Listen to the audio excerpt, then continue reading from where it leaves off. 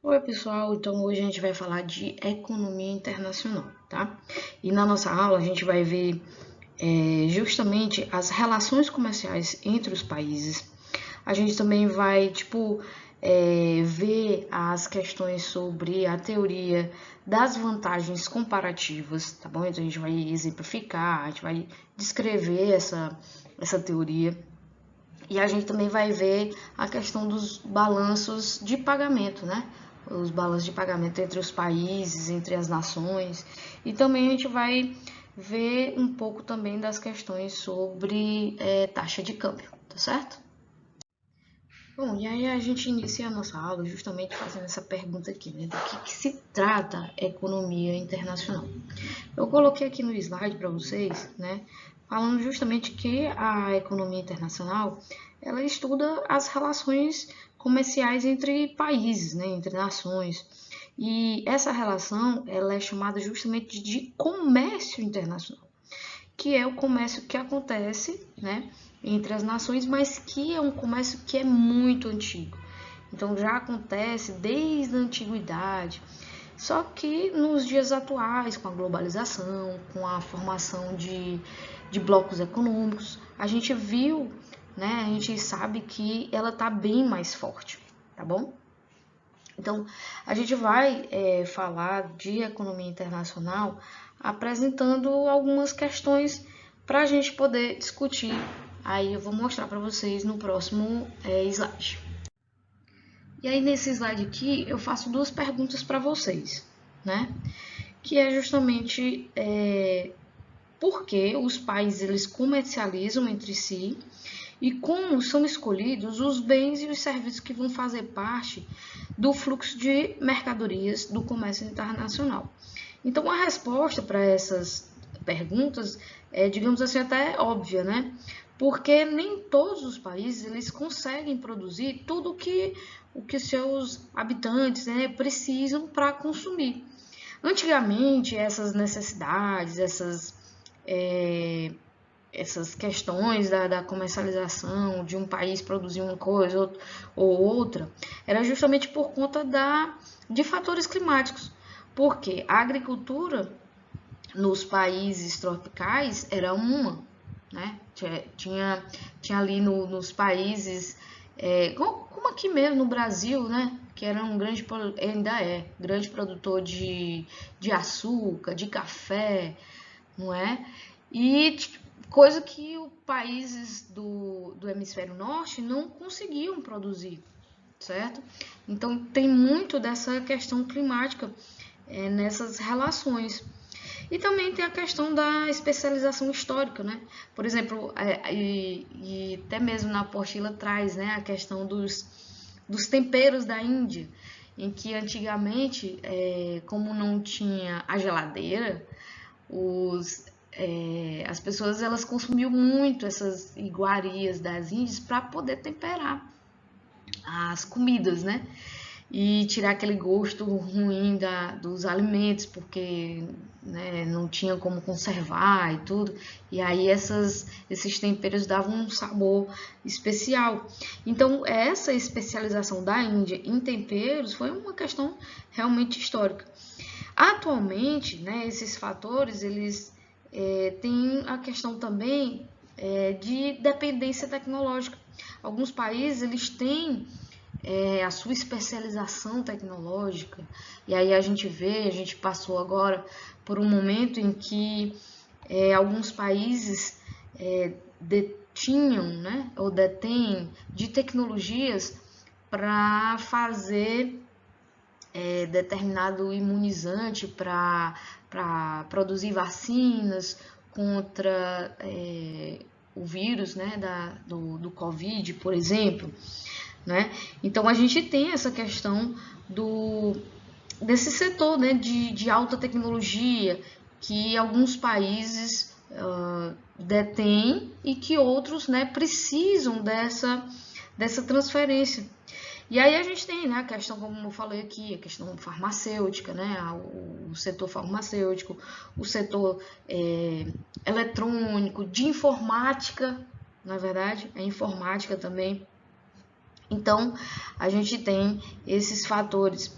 Bom, e além disso, a gente também ainda tem a questão das barreiras que vão incluir aí investimentos para que sejam feitas pesquisas, desenvolvimento e até mesmo pagamento de royalties, né, para poder ter acesso a essa tecnologia, a essa forma, né, de produzir determinados itens que alguns países eles detêm aí esse conhecimento, tá bom? Os economistas clássicos eles têm, digamos assim, uma explicação para esse comércio internacional através da teoria das vantagens comparativas, que eu vou mostrar para vocês. E o que é a teoria das vantagens comparativas? Como eu falei para vocês, teoria das vantagens comparativas é justamente a teoria que vai explicar essa relação, né, entre países, tá bom? E essa teoria ela vai sugerir que cada país deve se especializar na produção de determinada mercadoria, de determinado produto, né, onde ela é realmente mais eficiente ou que tenha, né, um custo relativamente menor. Ou seja, deve especializar-se na produção de bens e serviços que ela tem mais vantagens comparativas com outros países, certo? E essa mercadoria que um país ele se especializa será a mercadoria que vai ser exportada, tá? E por outro lado, esse país ele deverá importar aqueles bens cuja produção no seu território, né, no território nacional, implicaria em um custo relativamente maior. Então, o que ele é bom em fazer e que custa barato para aquele país fazer, ele faz e exporta. E o que é relativamente tem um custo alto para ele fabricar, ou ele não detém da tecnologia para fabricar determinado produto ou serviço, enfim, ele importaria, tá? Então, dessa maneira, aumenta o nível de bem-estar dos países envolvidos, digamos aí, no comércio internacional. Vamos ao exemplo. O Brasil, ele é especialista em minério de ferro, tá? E a China, ela produz tecidos. Então, o Brasil, ele vende minério de ferro para a China, tá? E a gente, né, o Brasil, compraria os tecidos dos chineses, porque os tecidos dos chineses saem mais barato do que se fosse produzir aqui mesmo no Brasil. O Brasil produzir tecido sai mais caro do que importar dos chineses. E o minério de ferro é um bem que o Brasil tem, né, no seu território, então ele é um grande produtor de minério de ferro, e coisa que a Índia não, que a China não tem, certo? Então é um produto que a China precisa, o Brasil tem, então ele exporta para lá. E no caso do tecido, o tecido é muito mais barato de ser produzido na China do que aqui no Brasil. Então esses países eles podem ter essas vantagens comparativas, né? Devido a esses recursos produtivos que o país possui. As condições climáticas, né, como eu já falei aí na nossa introdução, a questão dos recursos naturais que determinados países têm, como o Brasil tem recurso natural, que é, no caso aí, por exemplo, o minério de ferro, tecnologia, a própria cultura e vários outros itens aí que podem ser trocados entre países, né? Importados, exportados. A teoria das vantagens comparativas, pessoal, ela não pode ser usada para justificar política de longo prazo, porque o bem-estar da população, né, dos países, eles têm vantagens comparativas, por exemplo, na produção de produtos agrícolas, eles tendem a diminuir. Eu vou contar aqui um exemplo para vocês, que eu gosto de usar, que inclusive também tem na apostila, que é a produção de soja, certo? E de televisores. E os países que a gente vai fazer aqui a comparação nesse exemplo é o Brasil e o Japão, tá certo? Então, digamos que no Brasil a gente resolva produzir só soja, tá? Então, a gente iria conseguir produzir, digamos aí, 2 milhões de toneladas de soja. Com todos os recursos, né, que seriam utilizados para produzir a soja, a gente não iria conseguir produzir nenhuma televisão, tá certo? Mas se por outro lado, o Brasil ele não produzisse soja, produzisse somente televisores, o que é que ele ia conseguir produzir? Ia conseguir produzir 100 mil televisões, tá? Então, guarde esse dado na cabeça. Onde o Brasil, se ele se dedicar apenas à soja, ele consegue produzir 2 milhões de toneladas de soja. E se ele se dedicasse a produzir somente televisão, essa aí, digamos, televisão de LED, né? Ele iria conseguir produzir 100 mil unidades dessas televisões. Bom, o Brasil, ele tem vantagem na produção de soja, porque esses 2 milhões de toneladas contra 200 toneladas do Japão, que teoricamente, se o Japão ele se propôs, né, se ele se propusesse a produzir soja, ele só conseguiria produzir 200 mil toneladas, tá bom? Mas, por outro lado, se o Japão, né, ele teria essa vantagem na produção de televisão, ele produziria, digamos, 400 mil televisões, enquanto que no Brasil só ia conseguir produzir 100 mil. Então, o Brasil ele consegue produzir 100 mil televisão e o Japão ele consegue produzir 400 mil televisões, tá? O Japão 400 mil e o Brasil 100 mil. Mas o Brasil ele consegue produzir 2 milhões de toneladas de soja, certo? E o Japão ele só consegue produzir 200 mil toneladas de soja. Então, nessas duas comparações aqui, o que o Japão é bom? O Japão é bom em produzir televisão, porque ele consegue produzir 400 e o Brasil só consegue produzir 100 mil. Certo? 400 mil, né? Estou falando em mil. Enquanto que o Brasil, ele é bom em produzir o quê? O Brasil ele é bom em produzir soja, porque ele consegue produzir 2 milhões de soja, né? 2 milhões de toneladas de soja. E o Japão só consegue produzir 200 milhões de soja. Então, se o Brasil ele se especializar na produção de soja e o Japão na de televisão, ou seja, o Brasil produzir só soja e o Japão só produz televisão, aumentaria o bem-estar, digamos aí, nos dois países, certo? Os países, eles exportarão e se especializarão, né, aí no produto em que ele tem um custo comparado, né, com o outro menor, né, em relação àqueles outros em que queriam, né, produzir a mesma coisa, tá certo? Então, o que ele é bom, ele exporta, e o que ele não é bom, ele importa, né, fazendo essa comparação do Brasil com o Japão. Outro detalhe aqui na economia internacional é a questão dos balanço de pagamentos, tá?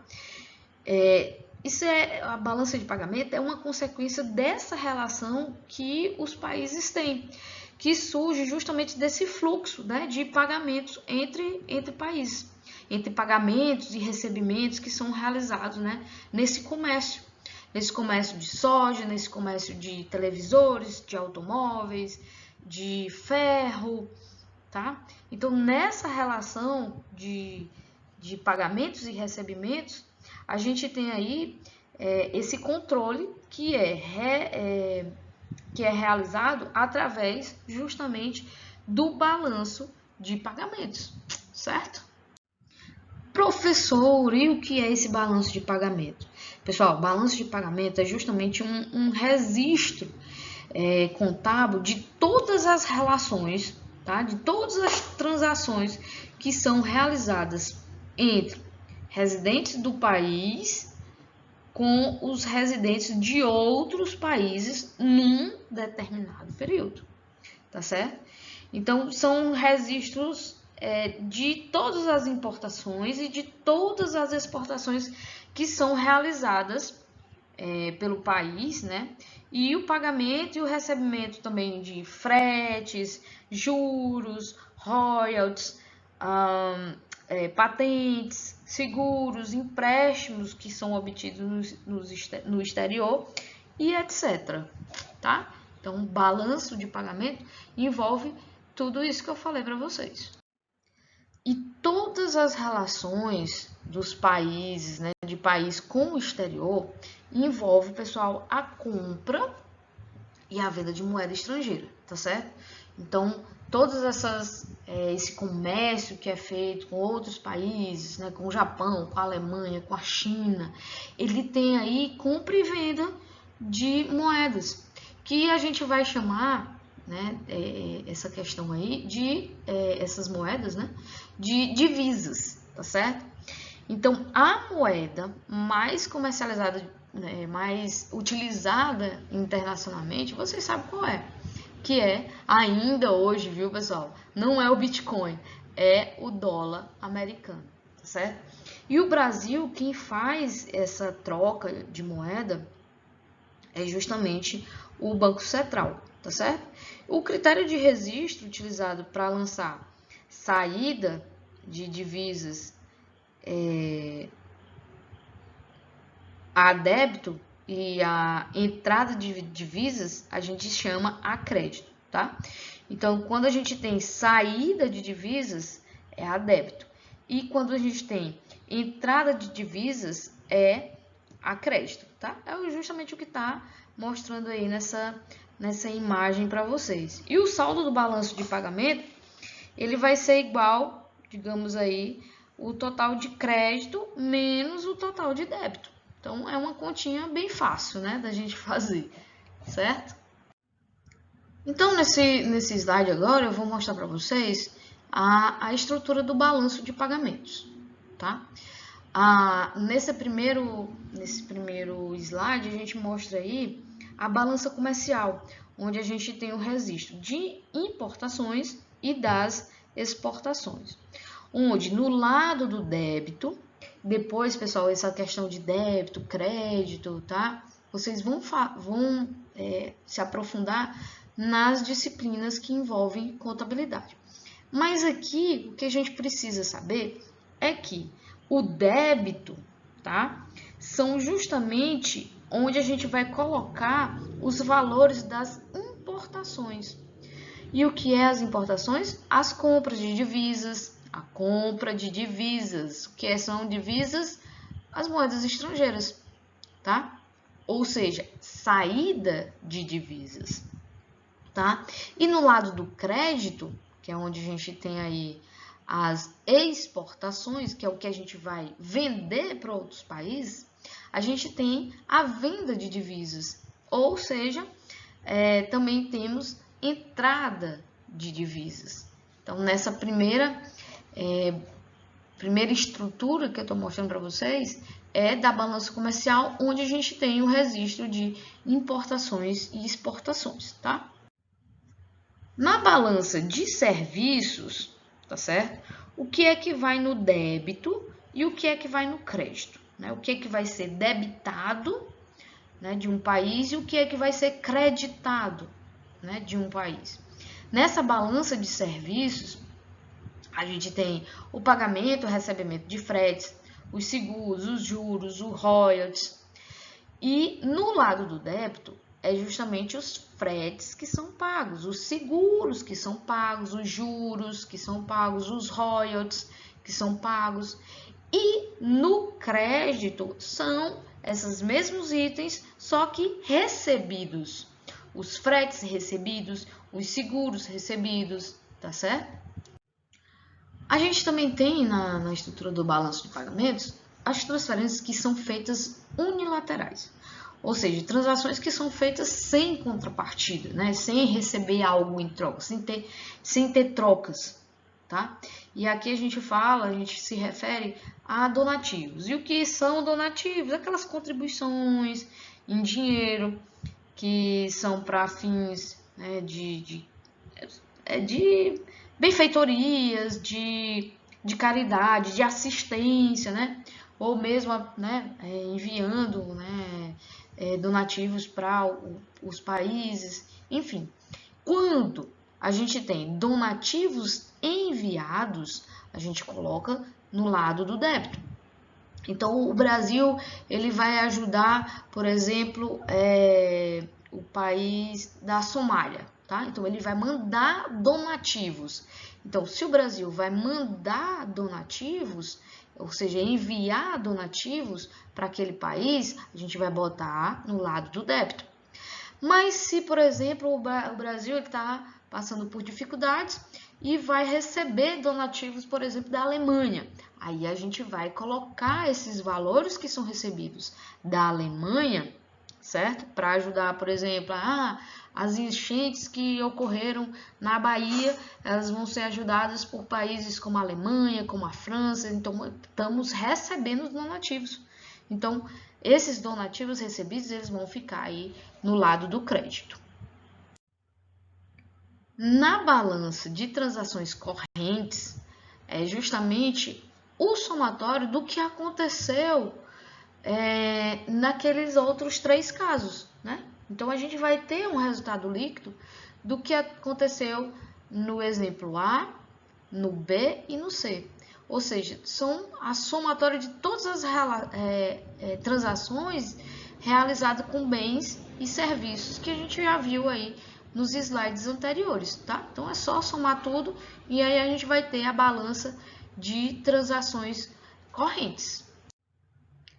Na balança de capitais, aqui a gente tem transações que vão envolver aquela partezinha, né, das divisas. Então, a gente vai envolver aqui a saída e a entrada de divisas. Mas não significam recebimento, certo?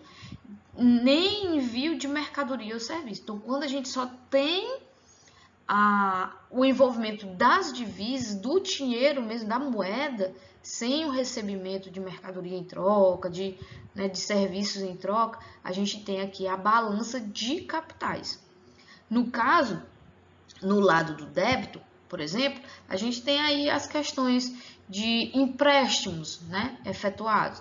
Pediu um empréstimo para outro país, então a gente vai colocar aqui no lado do débito. Investimentos nacionais no exterior. Então, o Brasil vai investir lá em Cuba, então vai montar um porto em Cuba. Então, é um investimento, tá? Então, a gente vai colocar no lado do débito. Amortização de empréstimos também é aqui no lado do débito. E no lado do crédito, é justamente empréstimos recebidos e investimentos estrangeiros que são recebidos aí de outros países, né, de países estrangeiros.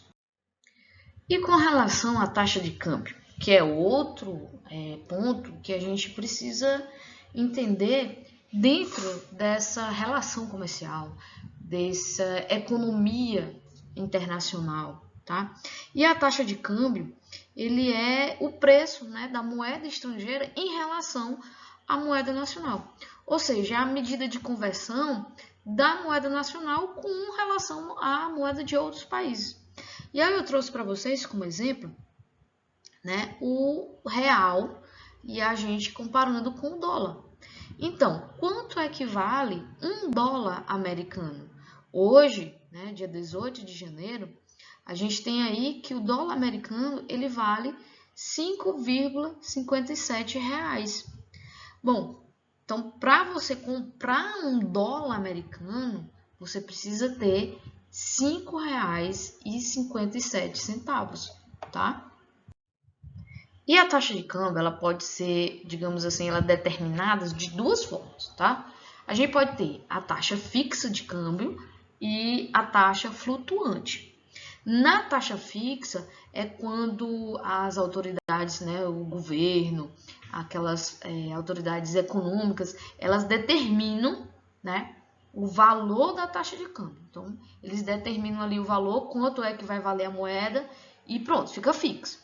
Nas taxas flutuantes, esse câmbio ele vai depender das relações do mercado, né, das transações, das decorrências justamente da pressão, da questão da oferta e da procura por divisas de moeda estrangeira, ok? Então, a gente pode ver que a taxa de câmbio, ela pode ser determinada, né?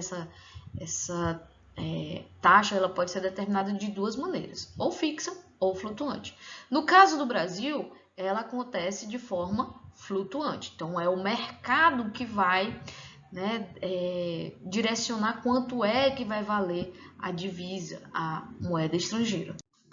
Gente, e uma taxa de câmbio elevada, ela significa que o preço, né, da divisa estrangeira está alto, que a moeda nacional está desvalorizada. Então, se você comparar, por exemplo, o que acontece hoje com o que aconteceu, por exemplo, aí logo depois do Plano Real, em que praticamente o real valia o mesmo valor do dólar, né? Estavam aí equiparados. E hoje, né, vocês entendendo essa comparação, hoje para você ter um dólar, você tem que ter 5,5 reais. Se você comparar, né, com o que aconteceu antigamente, a gente tinha aí um dólar valendo R$1, né? Era bem, a nossa moeda era bem valorizada. Bom, e os exportadores e as divisas oriundas da contratação de empréstimos externos e investimentos feitos em nosso país por multinacionais, né, eles constituem aí oferta de moeda no mercado de divisas. E no contrário, né, no inverso, os importadores e o pagamento de empréstimos externos, eles constituem aí o que a gente chama de demanda, né? Está demandando, está precisando de moeda estrangeira no mercado de divisas. E aí é onde a gente vai ter as flutuações, né, do câmbio. E para a gente finalizar, a gente vai só recapitular aqui um pouco, em que a economia internacional, ela analisa as relações econômicas entre países, né, entre o país e o resto do mundo, entre os blocos econômicos, entre outros países.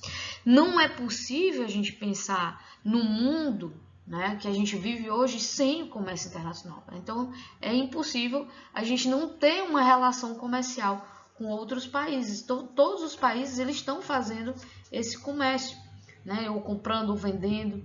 E o balanço de pagamento é a forma que tem para controlar entradas e saídas de divisas, que vocês sabem o que é divisas agora, né, que é a moeda estrangeira de um país, ou seja, o fluxo financeiro entre países, ele é feito, né, controlado pelo esse balanço de pagamento. E as taxas de câmbio, eles influenciam diretamente o comércio internacional. Muitas vezes, alguns produtos de alguns países, eles perdem a competitividade internacional por se tratar justamente de um câmbio desfavorável, onde ele passa a ser mais caro justamente por conta desse câmbio. Tá certo, pessoal? Então, nossa aula foi essa. Obrigado e até a próxima. Beijo!